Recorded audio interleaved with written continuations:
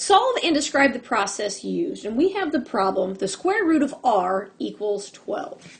Well, remember when you're solving any type of equation, the equal sign splits it equally down the middle.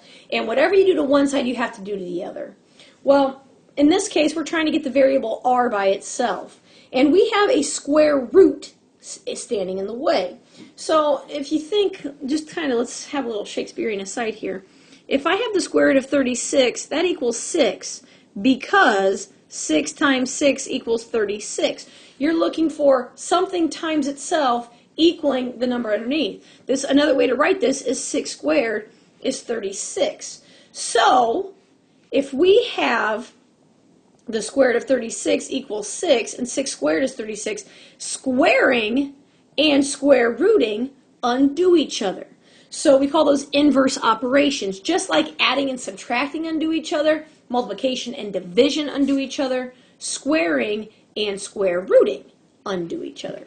So going back to our initial problem, if I have the square root of r, well, if I square both sides, a square root and a squared cancel out, I'm left with r, and this gives me 144.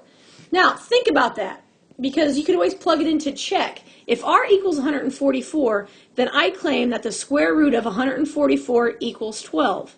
Is that true? Yes. And therefore, the process is you will square both sides. Yes, the word square both sides.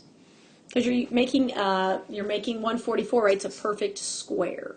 So if you square both sides, r equals 144, and that solves the problem.